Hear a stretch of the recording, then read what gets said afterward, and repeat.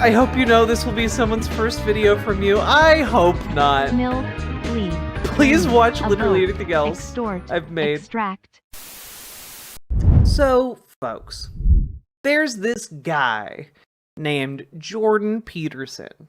And he's, I guess, a disgraced psychologist of some kind that has fled from Canada because it got taken over by, according to Michael Knowles, jihadis? Somehow? I only understand politics in Canada through a conservative lens for some reason, because of all of the horrible conservative takes that I absorb on a daily basis, and that's my understanding of what's currently happening up in Canada. Can any chatters from Canada please tell us about the war-tinged hellscape you currently live in? I'm looking for anyone who can report from the ground to tell me what the situation is in Canada. Where are the jihadi armies marching right now? Which sections of the country do they control? Oh my god, I think we've lost some of our on the ground reporting. Oh no. Yeah, woke mob jihadists, pro-Hamas terrorists are obs invading. I knew it. I'm currently dead. Oh no. If you're Canadian, can you communicate? Anyway, I'm not from Canada, but I've heard the horror stories. The jihadist communists are taking over everything. Damn. It's horrible. At least they're saying sorry before they do a terrorism. Damn. Shame. My heart goes out to the Canadian people. That being said, let's hear what disgraced psychology professor Jordan B. Peterson thinks about communism and Marxism and why it always fails, apparently. Let's learn a little something today. He's talking with Jacob Howland. Let me make another suggestion here. So you mentioned Marx, and what we see in Marx is an overestimation, a serious overestimation of the power of reason. I am the milkman. My man milk is delicious. Thank you for the 5 tier 1 subs. I'm sure Jordan Peterson would love your man milk. And now reason understood as a productive and political principle. And I mean, obviously there's a religious background because it's a secularization of the Christian story. But I think there are several elements here. And by the way, this goes back to Plato's Republic as well. We can talk about that. But the idea is that, okay, we're going to have a heaven on earth. We're going to have a paradisical society where all men are brothers and so on.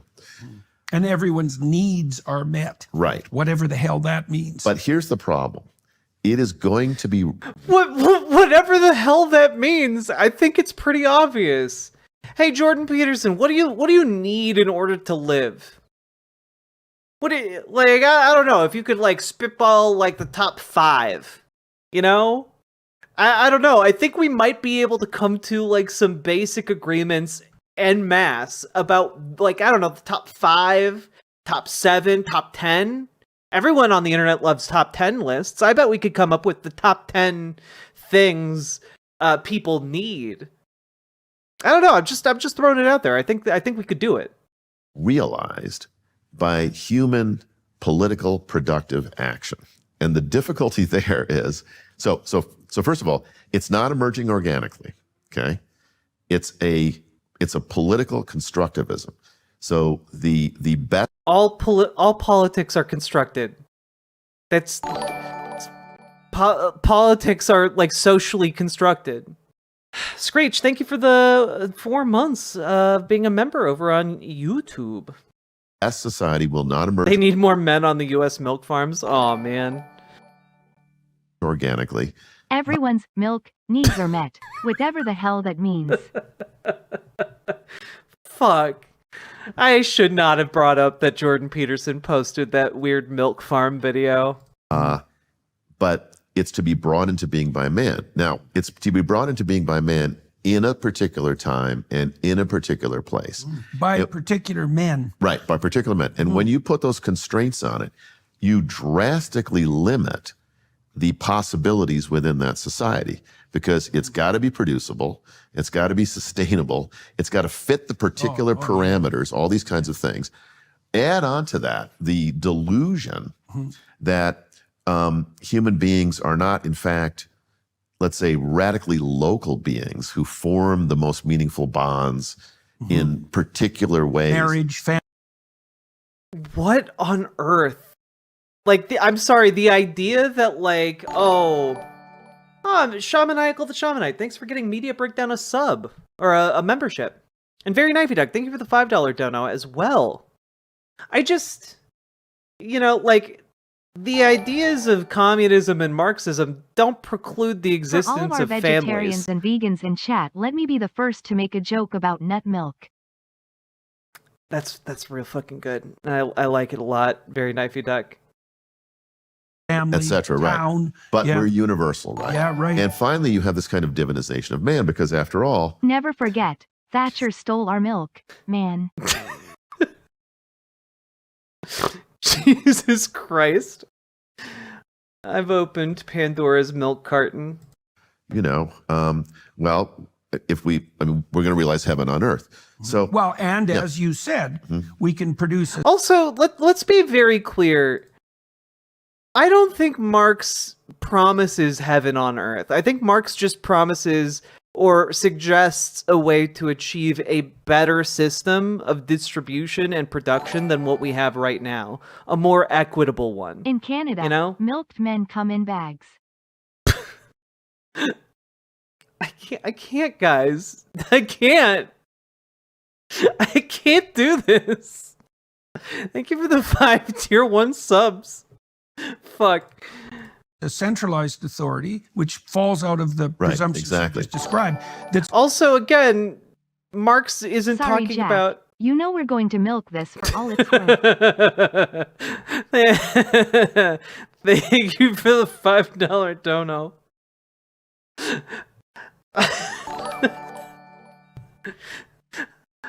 It should also be noted that nut milk is made by steeping ground nut flesh in water. Nut Nut flesh. milk is, therefore, a kind of tea. When you think about it, what else could nut milk be than nut flesh in water? Truly, the essence of the milkman is in the nut flesh. Nut flesh and water, like the masculine and the feminine coming together.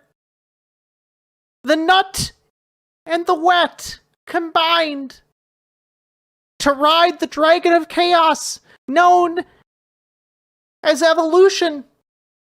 And together we will evolve into our next form, our next generation, through every generation of nut milk.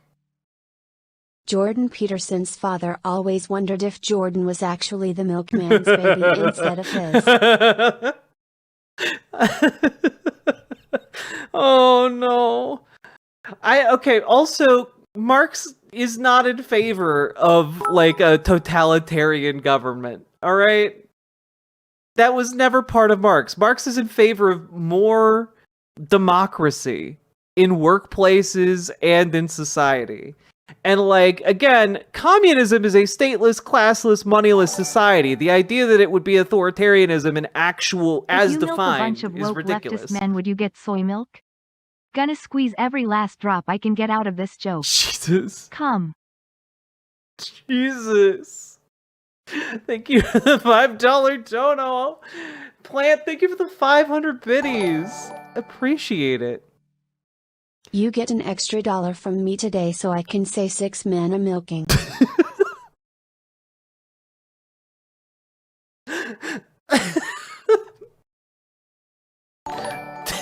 Thank you for the $6 dono. The milk dragon in the milk labyrinth, weeping. Fuck.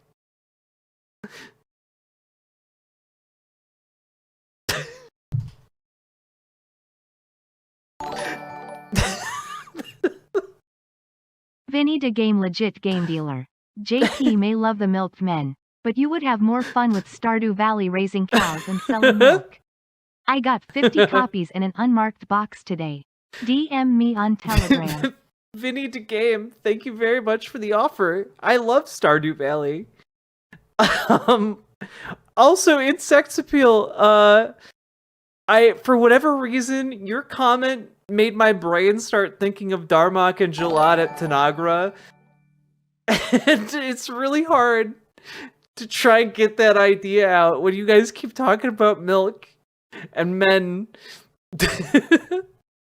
Which is a scrapped John Steinbeck novel. Jordan Peterson is terrified of the future that Marx wanted. From each according to his ability, to each according to his milk. Oh, fuck.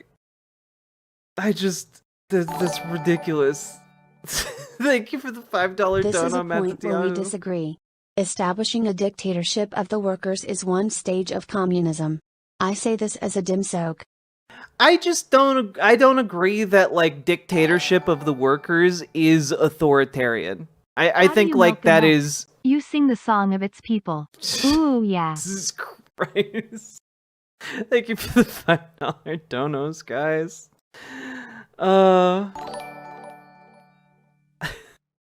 Arma secant here. Why milk a man, when you can lick a platypus? Fuck. What does that mean? Thank you for the $5 dono. Oh, God. Darmok and Jalad on the water. Darmok and Jalad in the nut. Okay, just real quick. I think that, like, if you have a dictatorship of the workers, what that means is every one worker, one vote. Ah yes, a new idiom to add to the language. Jack and Chat, their men milked. Indeed. Jack and Chat, their men milked? Fuck.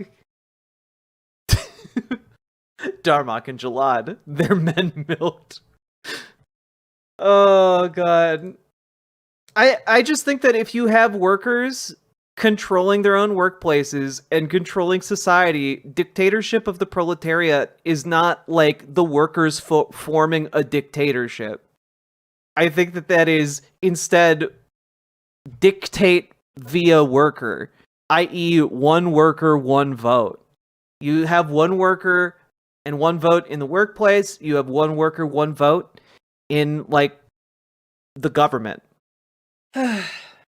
Yeah, exactly. A dictatorship of the collective. In my mind, I read that as democracy. It's the Lord's favorite word. It's the Lord's favorite word. Milked. Thank you for the $5 dono, Screech. All right. Darmok and Jalad, their men milked. An apt allegory for the Dragon of Chaos. I am a milkman. My milk is delicious. Also listen to Even in Arcadia. Arachnomancy, thank you for the $5 dono. I really appreciate it. We have gone so far off the rails with these dono messages. Government milking stations of high men in the ocean for men is literally a asterisk tatorship of the proletariat.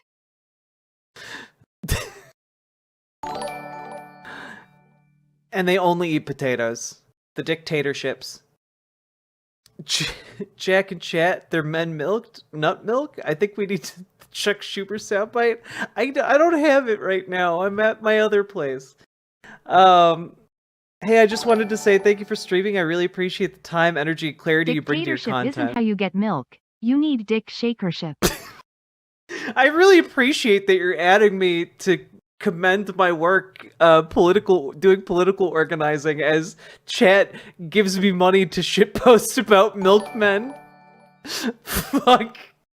Chat, I have a confession to make. I simply cannot be in the same room as a person who has no feet. It's nothing personal. I am just lactose intolerant.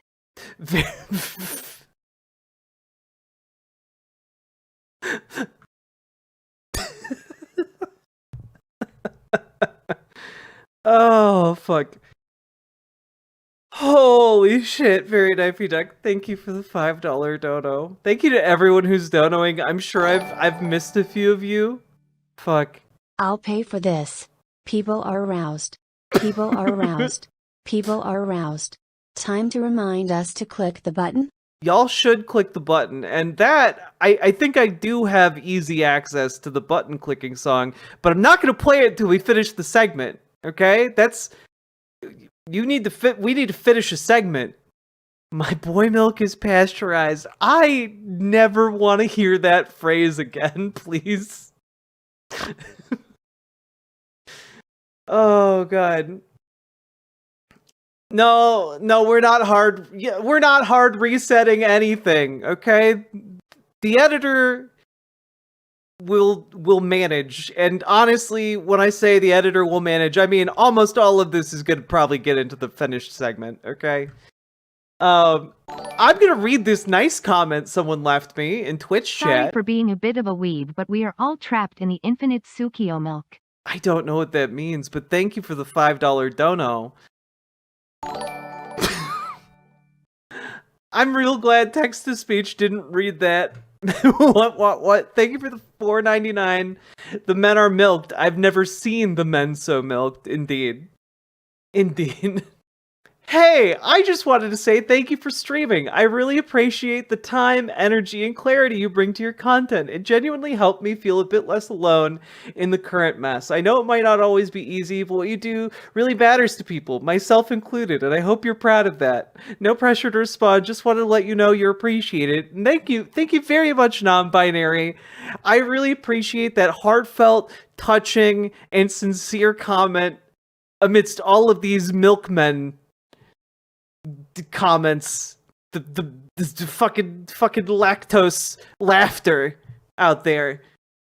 I just look, in Trump's America, they wanna finally phase out waterboarding, but they're replacing it with milky boarding, and I think that's obscene and should be prosecuted as such.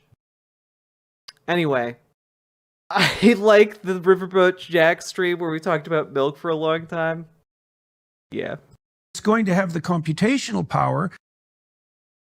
I was going to share with you guys a small snippet of my life that has something to do with getting a lot of milk product in the face, but now I'm not going to share it with you guys.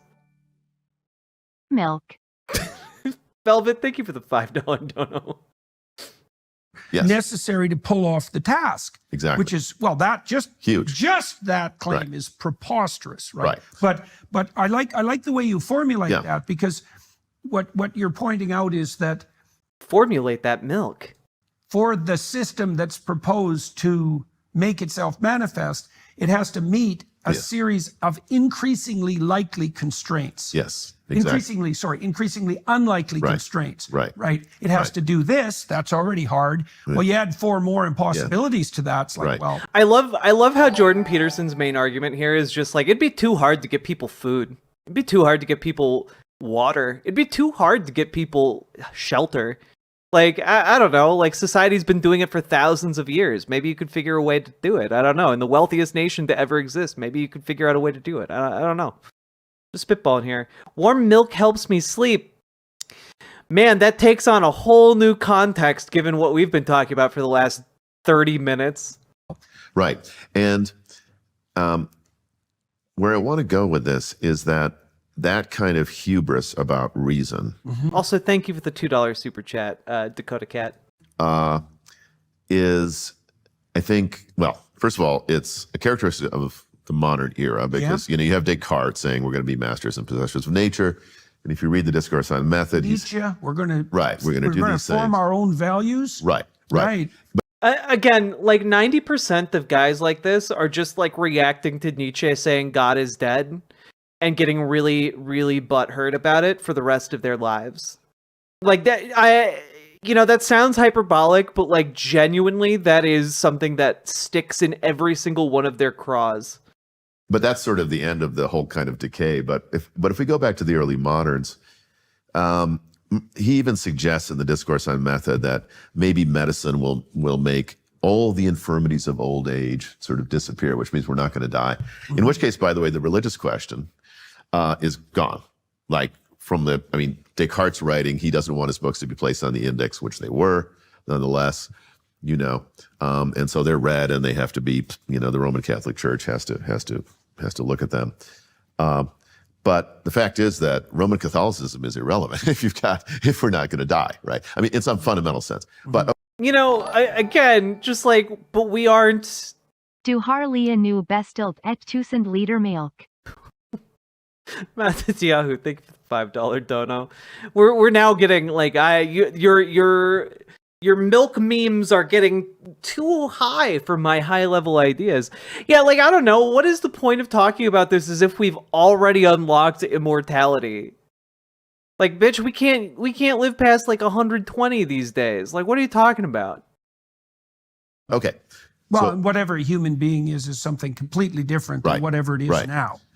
But now I want to go back to Leo Strauss, who Yep. talks about the permanent questions. And what I've come to understand is the following, that the permanence of the questions arises from the necessity that Athens, so to speak, and now let's just take that to mean reason, like unaided reason, okay, can't be separated from the biblical alternative, which is the fear of God is the beginning of wisdom. The fear of the Lord is the beginning of wisdom. How did you figure that out? Well, Strauss writes about this stuff. He writes about, this is not my ideas. He writes about Athens and Jerusalem. But what I'm claiming is this. I haven't seen milk past your eyes in a long time. Look, I am a lady. I avert my eyes when men are being milked. I'm a lady. Also, Sake Tanuki, thank you for the 5 tier 1 subs. I very much appreciate it. In order for reason to function in a healthy way, it must conduct itself in the light of Yeah. the alternative of I'm sorry. I sometimes, I'm just kind of scanning the chats, and sometimes a comment just leaps out to me, and it's just, the spirit is willing, but the flesh is spongy and bruised, and I can't engage with that at this point. Jesus. religion, which is Okay, so like you can't understand everything on your own. There are massive mysteries, right? And there's this entire alternative way of thinking about things. So if you simply separate reason from that, you're going to get Person brand totalitarianism milk and kind coming soon. It's raw, whole, No. and swarming with manly orderly arrows. Every day, there are more and more milk products making their way to American shelves. I grew up in Canada, a land where there's only milk in bags. But here in America, we have milk in all its forms, in all of its glory. And soon, the Chinese will supersede us.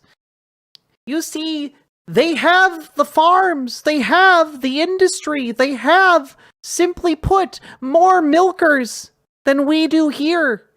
And if we are to beat this, we must make a concerted effort in order to make sure our production is using all of the latest technologies. All of the existential dread must fuel us in our industries to find out how to make the most milkers. You see, I have seen the future. I have seen the Chinese milk farms. And we must be able to compete. And therefore, I am now in favor of the Biden feminization camps. We must make the most of our milk. Kazooie, thank you for being a member for the past 3 months. God is dead and we have milked him. The most precious substance in the milk. The milk extends life. The milk expands consciousness. The milk is vital to men. I hope you know this will be someone's first video from you. I hope not. Milk, bleed. Please drain, watch literally evoke, anything else extort, I've made. extract, suck, wring, abuse, capitalize, cash in, exploit, suck dry, fleece, squeeze, impose, leverage, pimp, play. Forlorn 79, thank you for subscribing. The milk of human kindness. No, stop. I just, they're talking about Leo Strauss setting up Athens and Jerusalem as like the big tent poles of Western civilization, and I just gotta say, like, I don't know. Again, this just seems like big mad about God is dead still. kind of, the lunacy that we see. Luciferian But hubris. if you separate Devilish pride. religion from the alternative that, well, man has reason and man is able to figure things out. And Man is able to figure things out, like the extensive infrastructure and public works of the milking machines. there are things that we can understand about Yeah. nature and the Yeah. world and science that aren't in the religious tradition.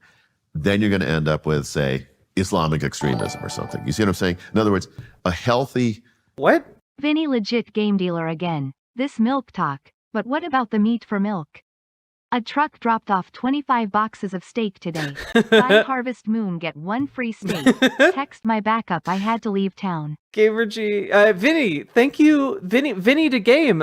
Thank you for the $5 dono. I appreciate it. And what a wonderful deal on steaks and Harvest Moon. JBP. We need the tariffs to domestically compete with the communist Chinese raw milk exports.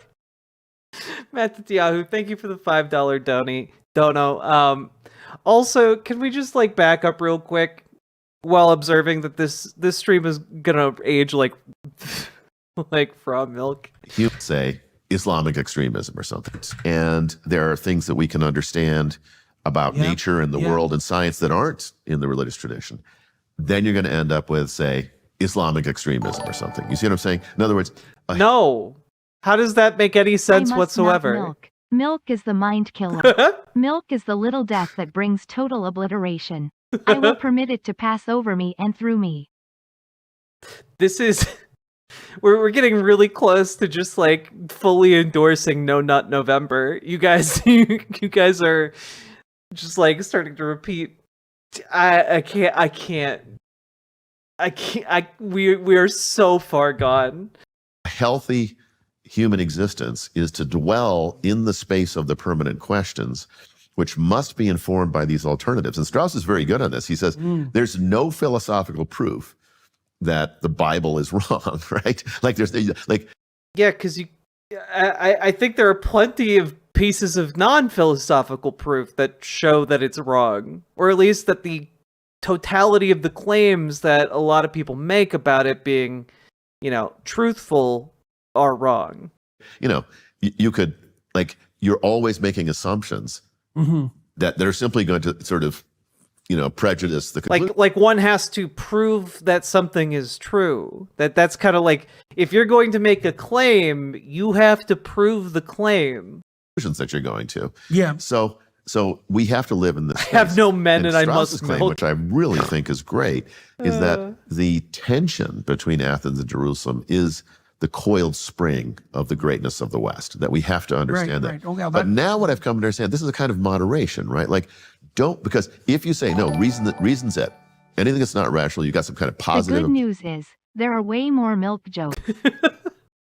Our milk floweth over. Or whatever, you're going to go straight to that man God thing, right? Yeah. You're going to go straight to that totalitarian. Yeah. The train's going to stop at the death camp, basically. But if you also say, well, there's no which is one more thing I just want to say about my book on Plato and the Talmud. I've already suggested that Socratic philosophizing I just realized, it all explains J.D. Vance. He was attempting to compete the Chinese, but due to the excesses of capitalism, instead of using a simple vacuum, he had to use a couch. Nah, he's in it for the love of the game. And by the love of the game, I mean the love of the cushions. begins with this revelation at Delphi, which Socrates takes seriously. Yeah. I would not consider the two people in this video to be enlightened centrists. I would consider them to be deeply conservative. Yeah. Who is Socrates? What is wisdom? But he's convinced that there must be an answer because the God can't speak falsely. The rabbis, there's a great book called Rational Rabbis by a guy named Menachem Fish. And believe it or not, he talks about the rabbis of the Talmud. The first 40 pages is about Karl Popper's theory of falsification in science, which is a great, humble theory, right? It's that we can't prove laws like the law of gravity. We can only falsify them. We can conduct experiments that if they turn out a certain way, will falsify. Literally more cushion for the pushin'. And it turned out you couldn't milk those. The, Thank you for the formulation 5 of tier law 1 of sub gravity. socket, For the new Nuki. forms of our ignorance. Right. So then this guy argues that the rabbis are rational, and they are in a sense. They're playing the Socratic game of rationality within the horizon of revelation. Oh. So they start with the Torah. Okay, I think we know enough about both psychology and neuroscience now to move that from the domain of philosophical theory to the domain of established fact. Because one of the things that people who've studied perception and emotion have come to conclude is that, well, I asked Carl Friston, who's the world's most cited neuroscientist, by the way, I asked him, is every object perception a micro-narrative? Oh, that's very interesting. He said, yes, for sure. He said, necessarily. Right, necessarily. That's quite the claim. Because what we've come to understand is that there's no object perception independent of motivational frame. And the description of a motivational frame is a narrative. Okay, now you made a comment earlier that, well, you need to know where you've come from and where you're going. Okay, so let's... Real quick. Who asked me if these people were enlightened centrists?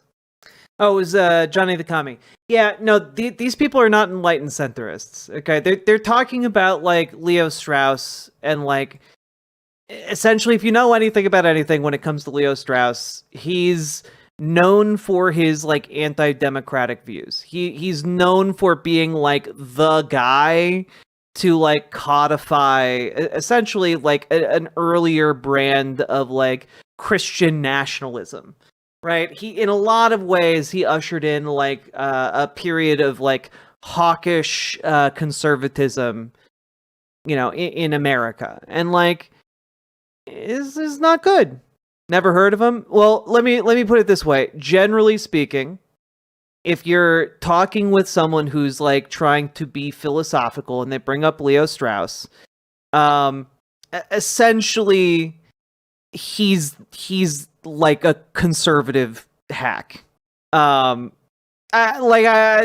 to like kind of throw it out there. That's my perception of him. He's known for coming up with the idea of like, you know, what he called reductio ad Hitlerium, which, you know, playing the Hitler card. Essentially, he's like the guy who invented like, oh, you're calling everyone a Nazi now. Essentially, yeah. So he's not great. What is a narrative? Well, there's an aim, there's a starting place, there's a voyage. And then you might say, well, the world's made out of objects, and you overlay a value-laden narrative on top of it. But then you might say, well, where's the interface? And so you might say, well, let's look at how perception works. What do we see as objects? Well, we do not see what the Enlightenment mind I'll get to yours too, conceptualized Van as Briggs. the object when we see an object. That's not right. What we see, so what it seems to be the case, it's very cool. So once you establish an aim, and this is in the most trivial of circumstances, the world reveals itself to your perception as a pathway to the aim. Okay, as I just really have to stress, like, this is just like philosophical wankery. Like, if you were to like try to present to a philosophy class the way that Jordan Peterson tries to present his arguments, you'd get torn apart. Because like Jordan Peterson doesn't do good philosophy. And most of what he says are fluff words, right? Most of the ways he chooses to communicate are just like, you know, wanky. They're just full of like useless rambles, rather than actually addressing the core substance of an issue. And he would say, if you criticized him of that, and then he'd be like, oh, well, things are complicated sometimes, and I need to talk about them. And it's just like, yeah, sometimes things are complicated, but not the things you're talking about right now. a set of obstacles, that produces negative emotion. A set of facilitators or tools, Already that produces... 2 Dune milk references, and not a single mention of the Butterlarian Jihad. Now consider the worms of Arrakis. Are they or are they not producing the milk used by the Fremen? The milk sustains them. It helps them survive by reading the currents of the of the air and the planet itself. He who controls the milk controls the universe. Positive emotion. And so, and that's with every glance you take, because every glance specifies an aim for action, right? Because otherwise, why look? Okay, so aim, pathway, right? So that might be the straight and narrow pathway uphill, for example. Right. Tools and obstacles. Okay, Gotcha. Positive emotion, negative. On the social front, friends and foes, same thing. Almost everything is defaults to the realm of the irrelevant, right? Because if I specify an aim, most things are now irrelevant. So your aim makes most of the world irrelevant. Some things stand out as phenomena. The phenomena that stand out are tools and obstacles, or friends and foes. There's also, and I just figured this out this year, there's also agents of magical transformation in narratives. They change your aim. So imagine that every aim... Yes, you see, there is a magical way to change how things are functioning. Okay, it's in every narrative. It's just like, it doesn't take magic to change what your goal is, you ding dong. Aim brings a set of constraints and rules. So that's like the metaphysics of the aim, the rules. But if you switch the aim, the metaphysics change, and that's a magical shift. And if someone comes along whose aim is for... Yeah, exactly, Liz Galahad. Instead of saying, yeah, that's a glass of water, for Jordan Peterson, it's, in front of me sits a cylindrical container of fluid referred to by scientists as H2O. Now it is unclear to me that H2O is truly the name of water. Why name water? When you give a name, you take power, like the name of the wind. Scientists want to claim power over the water. And you see, when we give something a name, we are imposing ourselves upon the ineffable universe itself. You see, because we are separated from the universe by our own perception window. And who is to say what may or may not be controlling our perceptions, what may or may not be interfering, what may or may not be out there that we find imperceptible. And so when you give something a name, you are eliminating all of the possibilities of what that thing could be and simply relying on your experiential day-to-day activities around that thing. And so when we call something water, it's really an act of destruction. Don't you see? Don't you see? It is how we contribute to this dragon of chaos. By naming things, by using language, we are introducing chaos into an orderly system, and therefore, we must stop using language. Bloop blop bleep bloop blop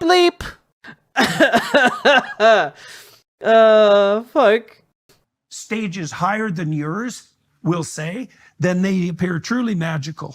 But the reason I'm making this case... Yeah, I could do his job. Conservatives, come watch me. I will give you more coherent Jordan Peterson philosophy. It's like, and there Liz Galahad, you gave me a jumping off point. We're at the end of the Enlightenment, and I think it died like Nietzsche claimed Christianity died at its own hand, because it turns out that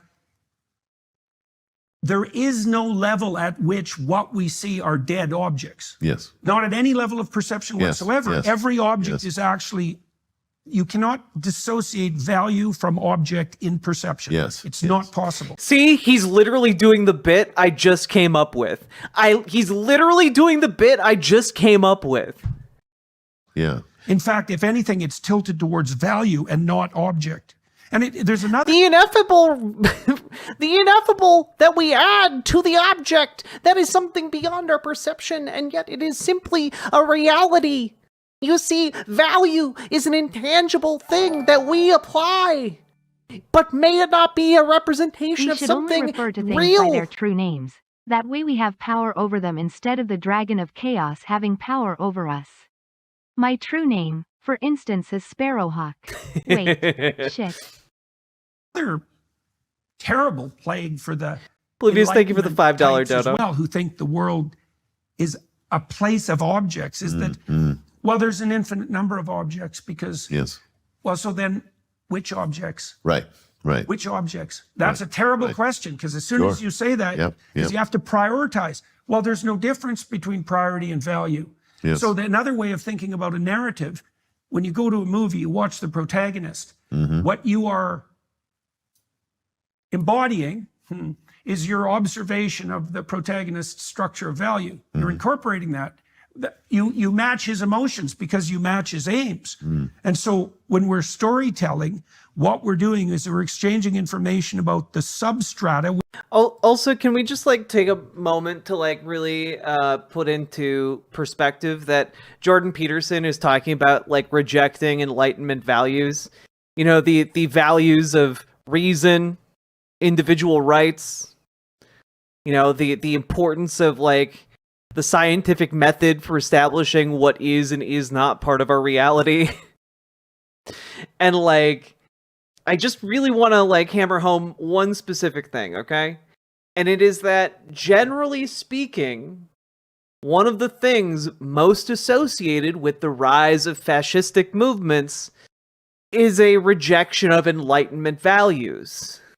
You know, something to keep in mind here when we're talking about this is that, like, these people are fascists, or at the very least, you know, complacent with fascism.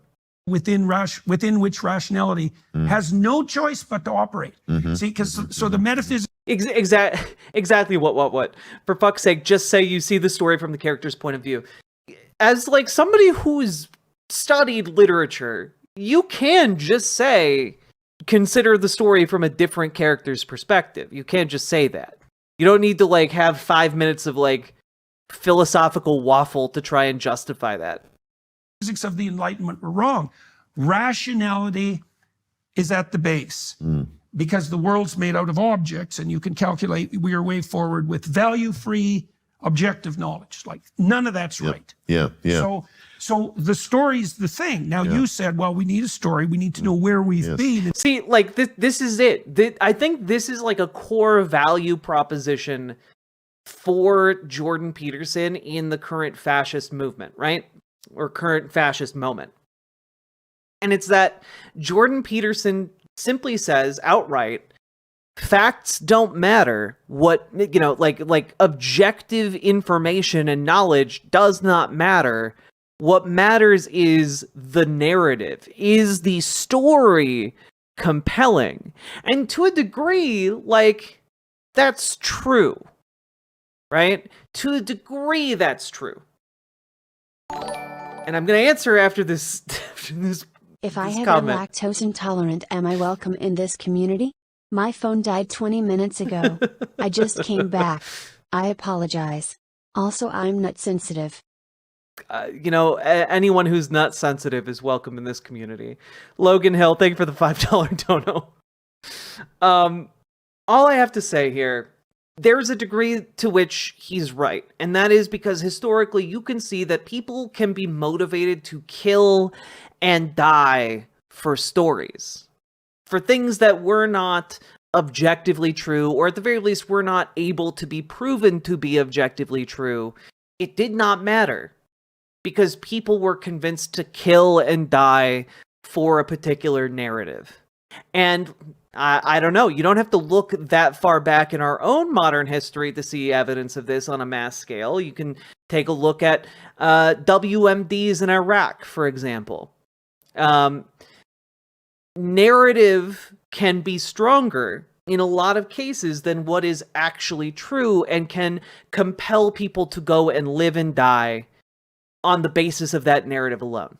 And so, to an extent, that's true, but the reason that is true is because people tend not to get presented with knowledge and truth.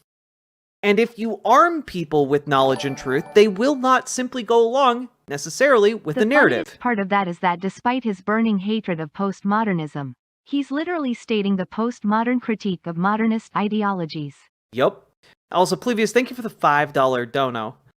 And so, like, when we're talking about this, understand that what he's essentially saying is that, no, actually, it is good to manipulate people with narratives that they like and find compelling, you know, even if it flies in the face of all of our knowledge and facts.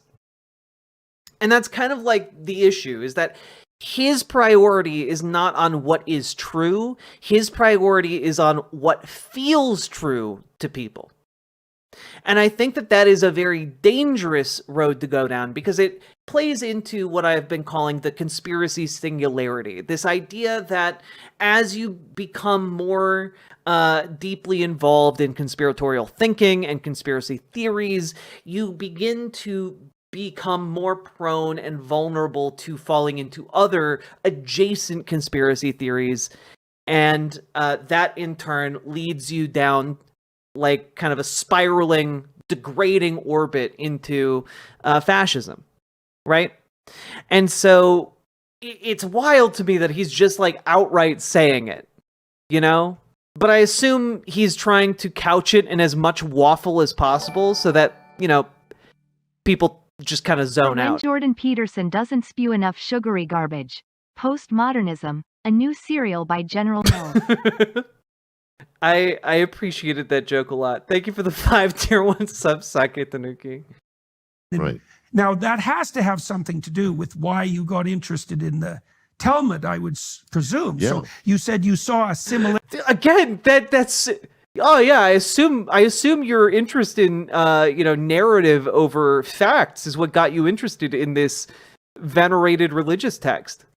With the dialogues. Yes. So what else caught your attention? You've obviously developed extreme familiarity, for example, with the story of Exodus. Mm-hmm. Why do you think, as a philosopher, you started to presume or understand that these ancient stories shed light on the world in a way that philosophical theories abstracted away from narrative don't? Well, look, what you just said is very rich, and I think very, very attractive and interesting. So let me start with a question, I guess. Doesn't this all mean then that we have to find the proper aim? Mm-hmm. And if we find the proper aim, then our questions are going to be helpful and productive to us as human beings. What he just said is nonsense. Again, the proper aim. Like, that doesn't mean anything. Like, it just genuinely doesn't make any sense whatsoever. So let's go back to the very first commandment. This is why Christ in the Sermon on the yes. Mount, for example, Yes. which is a guidebook for revelation, he says, okay, how do you pray? How do you orient yourself in the world? Same question. Aim at the highest thing you can conceptualize. Yes. That's number one. Right. Presume that other people are made in the image of that highest thing. Yeah, keep in mind, this video is supposed to be about communism and Marxism, and like, I have genuinely, we made a bunch of milk jokes, and I have no idea how they got from like talking about like either of those things to talking about just general aims and like the value of narrative over actual facts. You know? More like the semen on the mouth. You know, in retrospect, I should have seen that coming, maybe. I should have seen that coming. Just, you know. What was it that Jesus said? One day the milkmen shall inherit the earth? Something like that? I don't remember. But thank you for the 5 tier 1 subs, Sake Tanuki. Yes. Okay. So now you've set the frame. You've got it. Exactly. Okay? Exactly. Now, pay attention. Right. Having done Or would it be better to say someday the milk that will inherit the earth? I don't know. that, pay attention to the moment, because what'll happen is if you specify your aim properly, the proper pathway will appear. The proper tools will make themselves manifest. Again, like, basically what he's trying to say here is just like... To be fair, Sake Tanuki, Jesus did say, "Come unto me." Polybius, thank you very much for the $5 dono. But like, what he's basically just saying is like, yeah, if you believe in the right thing, and you want to have a goal in that direction, the tools will manifest for you. Like, this is some like The Secret level thinking. Yes. The proper revelations will come to you, Yes. Well, that is how perception and thought work. So in the Yeah. Tower of No, this Babel is a story of misaligned aim, you know, and it's the engineers who build the tower. Mm-hmm. Yeah, right. It's, I mean, It's the engineers who build the tower. well, that's a great story too, because if you read it carefully, they say, let's bake bricks. So they bake the bricks. And that's fascinating because they break it out of Adamah, which is the soil that man is made out of, Adam, etc. Right. And then they say, let's make a tower. Now, it's maybe overinterpreting, but first we'll develop the bricks and then we'll figure out what to do with them. Like the technological thing comes before. Well, it actually reminds me of like the CIA discovers LSD. I mean, they don't discover it, but they. The fuck are you talking about? Yeah, when you really think about it, the Tower of Babel is just like when the CIA did LSD. What? The fuck, man? You are the milk of the earth. But if the milk loses its milkiness, how can it be made milky again? It is no longer good for anything, except to be thrown out and trampled underfoot. Oh no. Master Yahoo, thank you for the $5 dono. But I just out of curiosity here. This video has over 250,000 views. How I'm sorry, how did like you know what? I better look at the comments too. Aims get so misaligned that words lose their meaning. So relevant to what's going on today. I'm sorry, how did you watch this and not like you thought that this you watched this and you thought that like these people saying this wasn't the most ironic thing you've ever heard in your goddamn life? You fucking nuts. Marxism in general has a record of failure so blatant that only an intellectual could ignore or evade it. Thomas Sowell. Oh, okay. So they're talking to morons. Gotcha. Huh. Marxism has a failure record that only a smart person could defend it. Like, oh, yeah, you know, maybe smart people are onto something. You know, I'm just throwing that out there. Dr. Peterson, could you please interview Thomas Sowell? Maybe the most impactful living intellectual outside of you. He path of the milkman is beset on all sides by the inequities of the selfish and the tyranny of evil men. The milked shall inherit the earth. They're like, we got LSD. So now their question is, what can we do with it? There's a book about this. And so they say, well, is it a truth serum? So they give LSD to this CIA guy. No, it's not, you know. Well, maybe it's an anti-truth serum. We give it to our agents if they're caught and stuff like that. No, it's not. But this kind of reasoning, right? Like, This is potent stuff. This is super potent stuff. What can we do with it, right? But anyway, you're absolutely right about the misaligned aim. Yeah. But you know, people end up unable to communicate because the aim gets so misaligned. Words themselves lose their meaning. Yes. And that's a reference to exactly what we're describing. I'm sorry, but like hitting that at the end of this is fucking crazy. You guys just spent 15 minutes talking about nothing, arrive at a point of talking about how, well, sometimes words just lose all of their meaning when, you know, morons use them. And like, yeah, kind of. I agree with that, actually. You know, you monkeyed on a typewriter about it, and you finally hit one true thing. Congrats. Is that if you mess up the underlying narrative substrate enough, rationality becomes impossible, partly because words don't mean the same thing to this. I'm sorry, wait, did somebody like place a bet on him saying something about substrate? That if you mess up the underlying narrative substrate enough, ooh, metatextual substrate was what you wagered on, whoever it was in chat. This is narrative substrate. Very different. Rationality becomes impossible, partly because words don't mean the same thing to different people. Well, that's true. Right. Yes. Well, we can see that now. But, yeah. I mean, and so what you said about the Sermon on the Mount is anticipated by God in the very first commandment. I am the Lord thy God, thou shalt have no other gods beside me. Right, exactly. Now, what's interesting is that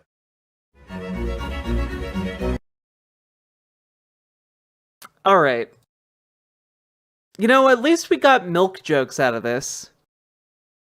You know, milk jokes brought us together, and you know, I think the perfect ending of this video is just cut to black at the end of what's interesting is that. I think that's a bold choice. I appreciate whatever editor did that. Frankly, you know, my opinion on Jordan Peterson has not improved. It has remained stable, in so far as that I view him as kind of an insane, you know, fascist, adjacent at the very best, in the very best case, man who doesn't know what the hell he's talking about. He makes up for it by using a lot of words. As an enjoyer of the monomyth, I hate JP so goddamn much. He took Campbell's beautiful work of the common human story and made it white nationalist. Yeah. Yeah. And stupid. Like, Jordan Peterson's, like, waxing poetic about, you know, Joseph Campbell's work is just like, I don't know. It's not thought-provoking. In this context, is post-net clarity crying over spilled milk? Riverboat Jack is going to town. All the viewers gather round. Twitch and YouTube and swishy streams. All that content is bursting the seams. Politics, gaming, and plenty more. Your sense of fashion you'll adore. So grab your stuff and hop aboard. We're going straight to Jack's Discord. Riverboat Jack.